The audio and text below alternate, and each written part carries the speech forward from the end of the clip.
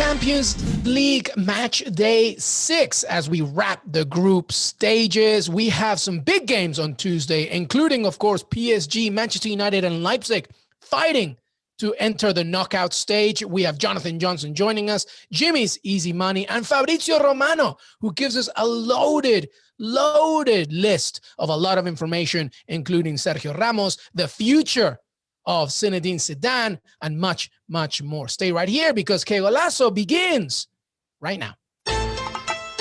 Welcome, everybody, to Golazo. It's my pleasure to welcome once again Fabrizio Romano, my friend, my colleague. So excited to have you here. How are you? I'm fine, thank you, my friend. Nice to be with you, with the guys of Golazo as always, and with CBS, obviously. So we have so much to talk about, Fabrizio, but right hot off the press, you tweeted something on Monday via a Tuttosport article regarding the infamous Mino Raiola and Paul Pogba. What do you have for us? It's a huge news about Paul Pogba just because, as Mino Raiola said in his exclusive interview to Tuttosport, he said it's over between Manchester United and Paul Pogba. It's over for Paul at Manchester United. So he wants to change. He wants a new chapter. Tomorrow we will have the official interview, obviously with many details. But what we can say is that finally, Paul Pogba and his agent Mino Raiola have said what they were thinking by many months. So Paul wants to leave Manchester United. He wants to leave the club by many months, to be honest, by 1 year, I would say. Just after the virus situation, he was considering, okay, I'm going to stay. I can change my life at Manchester United. He was trying to be back at his happiness feeling with Manchester United. He had some good months with the club, with Solskjaer, but immediately after, he was back at bad level and not a Pogba level. We are talking about a top player, but this summer the situation has changed again. Now he wants a new chapter, and that's what Raiola said. Paul wants to change. We know that his dream is to play for Real Madrid. So always Pogba said, I want to join Real Madrid one day in my life. At the moment, to be honest, we have to say that from Real Madrid, from the board, from Florentino Perez, no one is moving to sign Paul Pogba. So we will have to see what happens after this interview by Raiola, by this decision of the player. But the same is for Juventus. So we have to say that 1 year ago, in December of last year, Juventus were planning to sign Paul Pogba on last summer. They said we wanted Ronaldo and we signed Ronaldo. We wanted De Ligt and we signed De Ligt, from Raiola too. And this summer, the plan was, okay, we want Paul Pogba. But as you know, after the COVID, the virus situation, it was impossible to afford wages and pay, obviously, 100 million euro to sign Paul Pogba. So it was impossible on that summer, but now we have to see what happens on January, what happens on next summer, just because Pogba wants to leave. And as we said, his dream is Real Madrid, but Juventus was always another option for him. He was so happy at Juventus when he was a young guy and became a top player here in Italy. So pay attention to Juventus, pay attention to Real Madrid, but now it's time for Manchester United to decide if selling Pogba immediately on January or just on next summer. The situation is so complicated. The club is not happy. They were trying to extend this contract with Man United, obviously, but it was like impossible. They didn't find an agreement. They just triggered the clause to extend for 1 year and not losing him as a free agent. But now it's really over between Pogba and Man United, as Mino Raiola said. The worst timing, Fabrizio, as Manchester United faces RB Leipzig. Paul Pogba just scored a great goal against West Ham. Also, the Manchester Derby is this weekend as well. Just the worst timing for everything. I agree with you, but I know Mino Raiola and his style, and he doesn't like timing on this kind of things. He just like to say what he thinks. It's his style, and he always do like this also with other players. So I'm not surprised, to be honest. I can understand the feelings of Manchester United fans, obviously, just because the timing is not the best one, obviously. But if you know Mino Raiola, he has the best players in the world, with Jorge Mendes for sure. But in this moment, he's just thinking about his player, and Pogba wants to leave Manchester United. So for him, it's just important what Pogba wants to do, and not Manchester United season. That's it.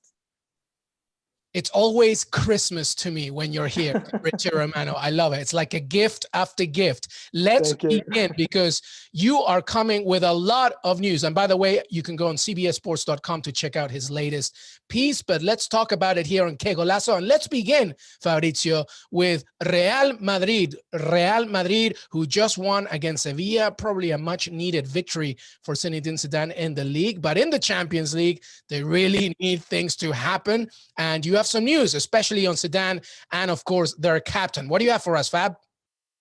Yes, that's because it's a dangerous situation for Zinedine Zidane and Real Madrid. Obviously, they need to go to the knockout stage in Champions League. So it's so important, the match on Wednesday for Real Madrid, obviously, but in particular for Zinedine Zidane, because the feeling around Real Madrid is that his job will be at risk if Real Madrid won't go to the knockout stage. So they need to win against Borussia Mönchengladbach or to draw if Inter are going to beat Shakhtar Donetsk. So it's a dangerous situation in Champions League. And Real Madrid, at the moment, they are defending Zinedine Zidane. But if they don't go to the next stage of the Champions League, the situation will be really a difficult moment for Zinedine Zidane. They are not talking at the moment with another manager, so they are just waiting the match on Wednesday. But immediately after, if Real Madrid won't go to the Champions League next stage, for sure they will start new talks and pay attention to the situation of Zinedine Zidane. So it's really, really dangerous, and Real Madrid will play with their future on Wednesday in Champions League and with their manager. About Sergio Ramos is a different situation, obviously, because we're talking about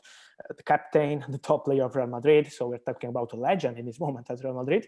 And his contract is going to finish on next summer. So he's talking with the club by many weeks, but there is no agreement at the moment between Sergio Ramos and Real Madrid to extend these contracts. So it's another particular situation when you think to Sergio Ramos. You imagine Sergio Ramos always playing for Real Madrid, but at the moment there is no agreement. But Sergio wants to stay at Real Madrid. He's still waiting for another bid from the club for a new contract. He wants 2 years of contract with the same wage he has right now. So there are talks between Sergio and Real Madrid. They have decided to wait a bit to complete the situation with the Champions League and then meet again with his agent, with Sergio Ramos, to decide about his future.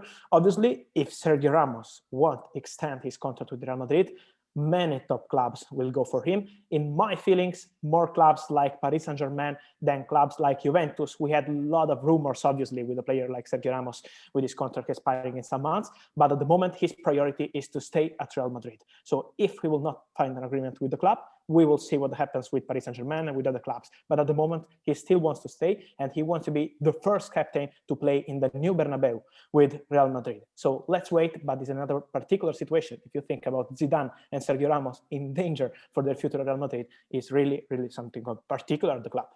Huge next few weeks for Real Madrid. You know, we talk about Fab a lot about Messi. You can't imagine Messi with Barcelona, but Sergio Ramos, I can't imagine Sergio Ramos anywhere else but Real Madrid. Incredible and very important, crucial next few weeks for Los Blancos. Let's now move to England. As you mentioned, obviously the transfer window in January, but really 2021 is going to be really intriguing. And, you know, we've already talked about Pep Guardiola, of course, renewing his contract with Manchester City, Fab, and, you know, the news of Kevin De Bruyne finalizing his own contract. But Man City has their eyes on a few other players. Who specifically are they looking at, do you think, for 2021 next year, Fab? They're looking for a midfielder, for a physical midfielder, also with quality. So they're looking for this kind of player, as you said, for next summer. So it's not a plan for January, but for next summer. Obviously, after extending the contract of Pep Guardiola, they are planning for the future of the club.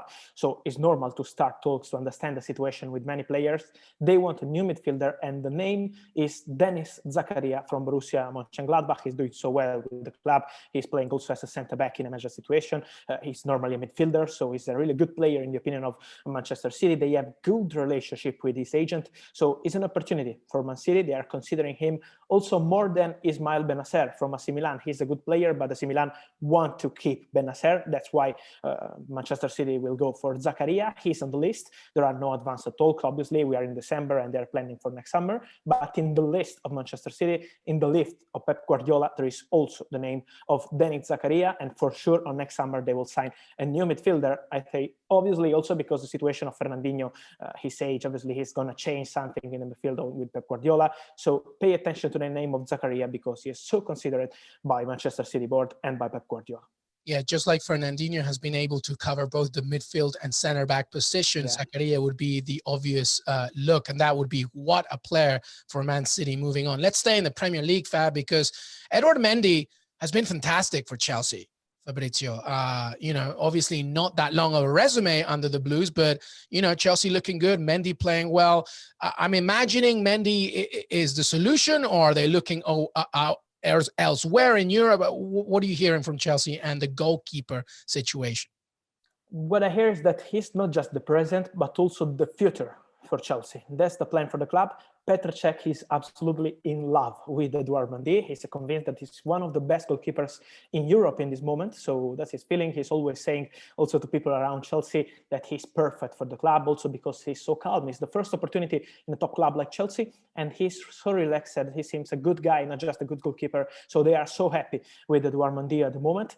We had a lot of rumors here in Europe on last summer. Okay, they are signing Mendy, but they're planning for a new top goalkeeper on next summer, like Donnarumma, and he's expiring contract with AC Milan, so a big opportunity on transfer market. Also, a lot of rumors about Jan Oblak from Atletico Madrid ready to move to Chelsea next summer. So it was seeming like an emergency situation, the one with Mendy. It's not like that. Just because Chelsea are so happy with him, he will be goalkeeper of Chelsea also next season. So they are looking to loan out Kepa just because he's not playing and he's in a difficult situation, so he can leave the club also on January. So I think we're going to talk again about Kepa next week, just because many clubs are starting to understand what's going to happen with Kepa. But Mendy will be the first goalkeeper in the future, not just the present, for Chelsea. And also Frank Lampard is so happy with the guy and not just with the player, and this is so important when you play in a top club like Chelsea.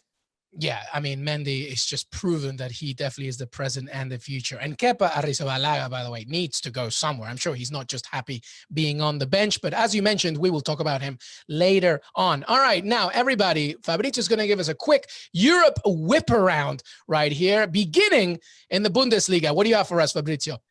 Beginning with the top player, in my opinion, and it's Leon Goretzka from Bayern Munich. What a midfielder, my friend. I love him. His attitude, he has been key to win the Champions League and everything on last season with Bayern Munich. Hansi Flick is in love with this kind of player, with this kind of leader. He's a true leader in the midfield, and that's why Bayern Munich are working right now to extend his contract for the next 5 years. So negotiations are on between Leon Goretzka and Bayern Munich board. My feeling is that soon they can find an agreement in some months and they will sign it.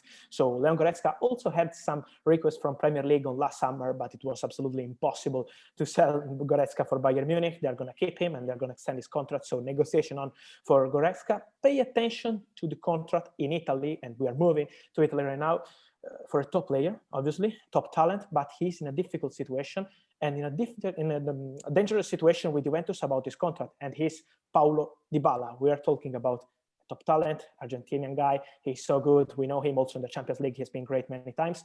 This year, he's not playing so much just because Morata is the starter with Cristiano Ronaldo. Pirlo is so happy with Morata and Ronaldo together, and it's so difficult to play with Morata and Ronaldo and Dybala. Obviously, you also need to defend in football. That's why Dybala is not even starting always. He's not just so happy what's happening with him with Juventus. He's contracted for 2 seasons, this one or another one. So Juventus need to take a decision with Paulo Dybala. They are negotiating by 1 year with his agent, and they are not finding an agreement. So it's a really dangerous situation between Dybala and Juventus, and they have to decide. I think not for January because Dybala is staying, but for next summer. If a top club will arrive for Dybala, they have to decide if selling him or extending his contract, just because they can't lose him for free in 1 year. So it's a key moment and a huge moment for Paulo Dybala. He is to take decision, also because 1 year ago, Manchester United and Tottenham were really close to sign Dybala. They found an agreement with Juventus, but was Dybala to say, no, I won't move to Premier League. I want to stay at Juventus. Now the situation is so different. He has just 2 years of contract, so it's a danger situation with Dybala. Pay attention, Premier League fans, because on next summer, in my opinion, with Dybala, many things can happen. And we can move also to another Italian club, another contract, the one of Roberto Gagliardini with Inter. He was a starter in the last match in Champions League against Borussia Mönchengladbach. He's one of the favorite players of Antonio Conte. He's playing Gagliardini and not Christian Eriksen. Imagine he's like a warrior. That's what Antonio Conte like in the midfielders. And he's going to extend his contract with Inter. Negotiations have started with his agent for next 5 years.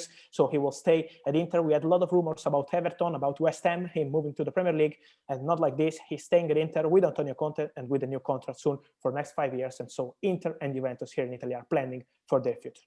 And we have one final thing. I was so hoping, Fabrizio, for Mario Balotelli to come to MLS. That would be so amazing. I don't think he realizes how loved he would be here in this league, but he wants to stay in Italy. That's right? He wants to stay in Italy, and he will stay in Italy because today, on Monday, he had his medicals as new player of Monza, second division club in the Serie B. We call him in the second league here in Italy. With this club, who is so ambitious, the president of Monza is Silvio Berlusconi, the former owner of AC Milan. He won everything as president and as owner of AC Milan. He's now owning Monza in the second division. They are going also with Kevin Prince Boateng, the former Barcelona player. He's playing with Monza in second division. Now they will have also Balotelli. They were playing together with AC Milan, and now they're back together with Monza. As you said, he had opportunities from MLS, also opportunities from Brazil with Vasco da Gama trying to sign Balotelli, but it was a difficult situation just because they are changing the ownership at Vasco da Gama. That's why Balotelli decided to join the second division side, Monza. Today he had his medicals. He signed his contract for next 2 years. He's happy just because he was a free agent, so he can play football right now. And I would say, finally, he was a huge talent. He is losing a lot of time, also not playing football by 8 or 9 months. He was in a difficult situation with Brescia last season in Serie A. Now he's ready to come back. And so good luck to Mario Balotelli. And who knows, in the future, it's possible he will go to MLS, in my opinion. We will see. Well, that's what I was thinking. Good luck to Mario Balotelli, but maybe one more year, and you never know, he might come. I mean, he's only 30 years old. He still has plenty of time to make a decision. But here we have Fabrizio Romano. We know who is staying with us every week. Fab, it's always so good to have you. Thank you so much. And I hope you enjoy the rest of match day 6 and the Champions League as we look ahead. Thank you, my friend. Thank you to our listeners. And I wait for you on Golazo and on CBS. We'll see you soon. Hey, everybody. Welcome back to the show. Jimmy Conrad, unfortunately, can't join us today. We have Jonathan Johnson coming up to discuss all the action from Tuesday. But Jimmy did leave us his easy money. So it's just going to be me. I'm just going to read you out some of the things that Jimmy gave us for your wagering needs. Let's begin with a slam dunk wager. And he says that Christian Pulisic, Captain America, the American Lord and Savior, Christian Pulisic to score any time. That's plus 105. That's a good one.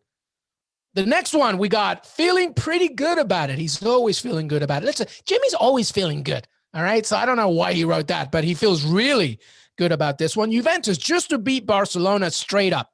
That's plus 235. Don't even worry about the goal scorer or the score, just for Juventus to beat Barcelona. Barcelona just lost this weekend. You know, Juventus probably thinking they're confident about it. So all they need to do is just win. Plus 235. Then we got the Jimmy Special with a side of eggs. We got Bruno Fernandes to score, United to win, and both teams to score with plus 550. That's pretty good. I think that, you know, as they face RB Leipzig, you don't think that they're going to keep a clean sheet. It's going to be an all-out gun battle. And for Bruno Fernandes to score, United to win, and both teams to score, that's plus 550. And we got the parlay partay with Lazio and Dynamo Kiev, both to win. That's plus 221, 229. All right. So Lazio and Dynamo Kiev, all they need to do is just win. Don't worry about the goal score. Don't worry about anything else. Just win. That's plus 229. So there you have it. All your wagering tips. If you need to hear it again, you can maybe just rewind this bad boy. And if you're watching on YouTube, rewind as well. But that's all of it from Jimmy's Easy Money. We'll be right back with Jonathan Johnson. Welcome back to Que Golazo Pod. And I have my man, Jonathan Johnson. JJ, how are you, brother? Hey there, man. Very good. And yourself? I'm good. Excited to talk to you because as we preview Tuesday's Champions League action, match day 6, it's going to be a fun one in Group H as PSG, Manchester United, and Leipzig are all fighting for that, you know, those 2 spots in the knockout stage. And JJ, before we get going, let's set the scenario for everybody. You can help me fill in if I miss anything. But here's what it is, everybody. Man United need at least a draw against Leipzig to confirm a spot in the round of 16 because their head-to-head record against the German side is better. Leipzig need a win, straight up. They need a win. Or for PSG to lose against Istanbul Beşiktaş. PSG, a draw would be enough for them to qualify for the next round, no matter what happens between Man United and Leipzig. And a defeat would actually also see them qualify, depending on results, because of their better head-to-head stats, but not if the Leipzig-Man United match ends in a draw. So there's a lot of really interesting narratives here. I'll ask you first about Leipzig-Manchester United, Jonathan, but if there's anything that I missed there, let me in. It's always confusing in the Group H, known as the Group Headache, but super intriguing as Leipzig hosts Manchester United. Yeah, man, it's almost as much of a headache as being a Villa fan, which luckily we were spared of this weekend. I think that's why I'm feeling so positive ahead of this. Yeah, me too. Me too. No, it is a really intriguing matchup in this group coming into the final round of games, and I think this is the one that this is the way everyone was hoping it would pan out. I mean, we've been speaking for the last couple of weeks about the potential to have that scenario where all three teams were on 9 points, and now we've got it. And we even saw last week with Başakşehir coming so close to beating Leipzig and then falling at the last hurdle. The Germans winning that match 4-3, massive drama. Arguably one of the best group stage games so far this season, and I think that just shows how dangerous this final round of matches is for everybody, because PSG are at home to Başakşehir, and yeah, you would fancy them to get the job done, but Başakşehir have shown that they're able to score goals. And Leipzig and United, we saw United destroy Leipzig earlier in the group stage. But, we've seen Leipzig play very, very well at times this season. Just look at how they did over the weekend against Bayern Munich, 3-3 away from home in the Bundesliga. So, it is really exciting coming into this last round of matchups. And it's hard to call how this group is going to finish. Personally, I have a feeling that PSG and Leipzig will be the two who advance. But I think anything could happen over the course of 90 minutes with these three sides. Well, as I'm reading also, JJ, that Man United are going to be without three big names for their game. Solskjaer has confirmed that Cavani and Martial, who were both withdrawn due to injury against West Ham, are unavailable. And Fred, of course, as well, is silent after picking up a red card, in the last one. So, that's kind of a big deal right there with, we've talked about how Cavani has been influencing this team so much, and Martial as well. So two key attackers for United against Leipzig, they're out. Yeah, I mean, I'm going to be brutally honest here. I think Cavani's going to be a much bigger miss than Martial. When you look at the way that Martial has been performing in front of goal recently, not taking the chances, particularly guilty against PSG, where he wasted some glorious opportunities, particularly one where he blazed over when he should have hit the target. And I think it's a real shame for Cavani as well, because considering how long he spent out of the game, he hasn't looked that rusty since getting into action for United, and actually looked very good against PSG. Thought he was very unlucky. Obviously, had that chip that hit the bar, but some of his link-up play was also very, very interesting. So, I really think that United could be made to pay for the way that they finished the match against PSG. Their second half, Fred getting that red card, some of the changes that Solskjaer refused to make. Because we knew that United were going into a difficult run of matches against West Ham and then coming up against City this coming weekend as well. So it's not just the Champions League that they've got to consider coming into this one. Leipzig as well, fighting on all fronts in the Bundesliga and then in the Champions League. They're going to be highly motivated.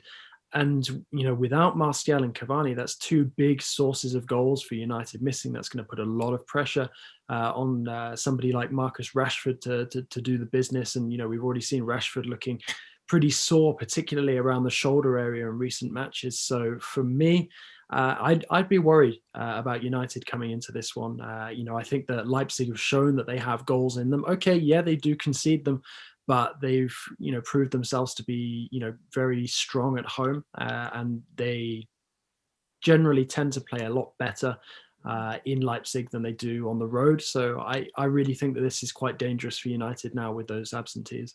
Yeah, time for players like Mason Greenwood, I think, and Donny van de Beek to, I guess, step up. And from Leipzig's point of view, Dayot Upamecano is going to be missing as well after being suspended because of the third yellow card of the group stages. But plenty of competition for a starting lineup there in RB Leipzig. Let's talk about now the other one, the other side, PSG against Istanbul Başakşehir. I guess you could say on paper that they have the best case scenario.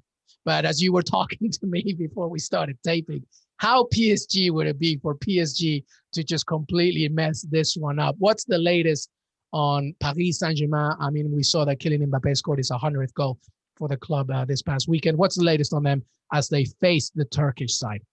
Yeah, it's interesting. I mean, to be talking now about PSG potentially topping the group, we really didn't see this coming a couple of weeks ago. I remember speaking with you and Jimmy from a very cold Parc des Princes just a couple of weeks ago after the Leipzig game. Not looking forward to another cold night in Paris against Başakşehir tomorrow. But I think on paper, it does look. You're right. It does look like a really favourable scenario for PSG. They've done the hard work. They've got the points against Leipzig at home. They got the points away against Manchester United in quite convincing fashion as well, a 3-1 win, and they're starting to look a bit better, a bit more coherent now. They finished with a gritty 3-1 win away at Montpellier as well over the weekend in Ligue 1, which is a big boost for them because they've looked guilty of a bit of complacency domestically recently with that defeat against Monaco and then the draw at home to Bordeaux. So that will be a big boost for them. I found it interesting listening to Thomas Tuchel's quotes before the match. He was talking in the pre-match press conference saying that it's like the players woke up to the reality of their situation, like they realized the danger that they were in, the difficult position they put themselves in, and really took it upon themselves to right the ship, so to speak. And they've done that well. They put in a very disciplined, tactical performance against Leipzig to come away with the win and keep a clean sheet. And then they benefited from Thomas Tuchel's tactical superiority, I would call it, over Ole Gunnar Solskjaer away at Manchester United at Old Trafford, incidentally, which seems to have ignited some interest from United in Tuchel as a potential replacement for the Norwegian. I'm sure we'll cover that at some point in the future. But it is very curious now to see how this scenario unfolds for PSG. They've got players coming back from injury. They've got other players coming into form. The likes of Rafinha, obviously, who arrived over the summer, is starting to look like he could become quite a prominent figure for this PSG side after a good performance in Montpellier. And Tuchel, seems to have more of an appetite for what's going on with PSG at the moment, certainly compared to how he was a couple of weeks ago. He's less combative, he's less confrontational at the moment. So it seems like the PSG camp is a lot happier now than it was a couple of weeks ago. And, they have done a very good job over the second half of this group stage so far to turn things around. But considering the way that PSG's season has gone so far, it would also be in keeping with them to find things difficult against Başakşehir. I'd say the thing that I think is probably working most in PSG's favour is that Başakşehir now know that they have nothing to play for. They can't get the Europa League spot, which is why I think they gave it absolutely everything against Leipzig. It was the last possible opportunity, to be in contention for that position. That's gone now, and I just wonder if they're just going to go through the motions against PSG, especially if PSG make a strong start to the match. So I think it's absolutely crucial that PSG, get off on the front foot, not only for this match, but for the remainder of this year, because they've got some tough games coming up as well domestically. They've got Lyon, who aren't playing in Europe this season, coming to Parc des Princes this weekend, and they've started picking up form. And they're also going to go away to Lille just before Christmas, which, is a very appetizing Ligue 1 fixture, and it will be a big test for PSG. So big run of games coming up for Tuchel and his men, but they're looking in better health now. You're right by mentioning Mbappe getting his 100th goal for PSG. That's a big monkey off of his back. He'd been on a bit of a dry run recently, started coming in for a bit of criticism. Interestingly, sporting director Leonardo opened the door to the possibility of him extending his contract in an interview at half-time during that match, suggesting that it's not as far away as it had been made out in recent reports. So that's something to definitely keep an eye on. And we've seen Neymar really come to the fore in the last couple of matches. Leipzig got the penalty, which was a crucial goal, and scored twice against United at Old Trafford.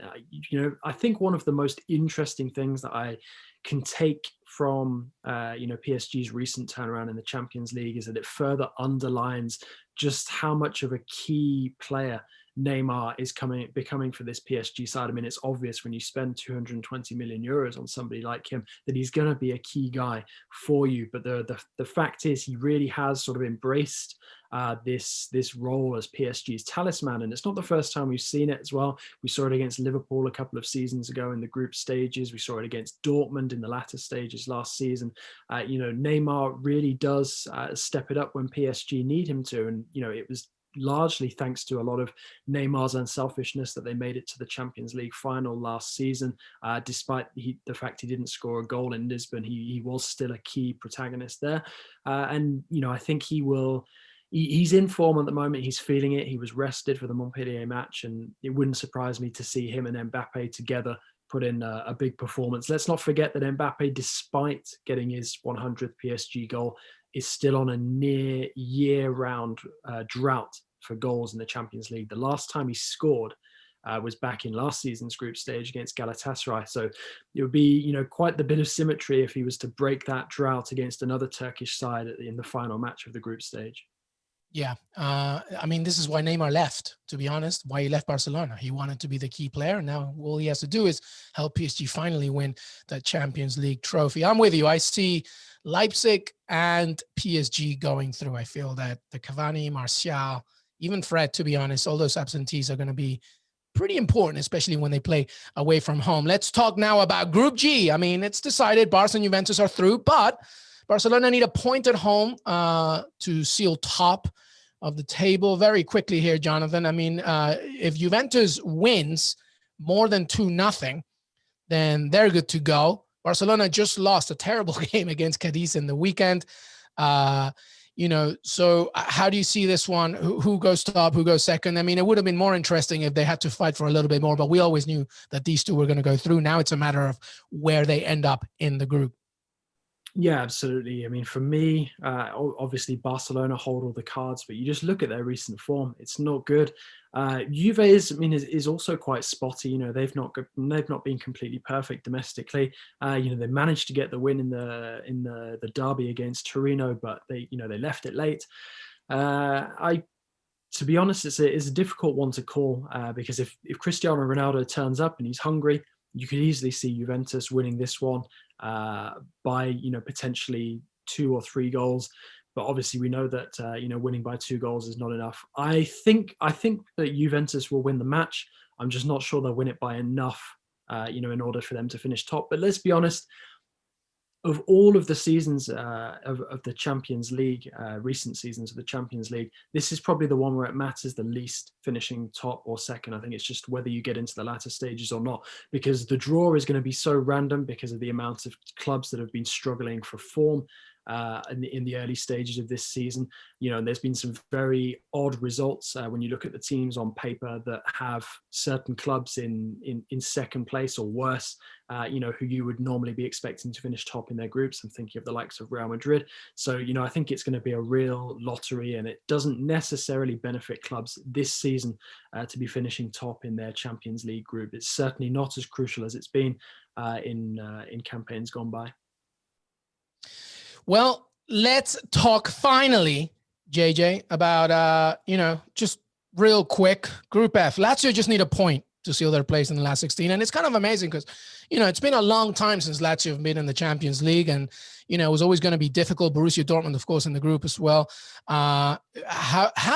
How do you see it? It's only a point. And also, it'd be great for Lazio to be in the Champions League knockout stage, right? An old sort of experienced former giant sort of waking up again. Ciro Immobile, one of the best strikers in Europe. It'd be great to see that. And all they need is a point.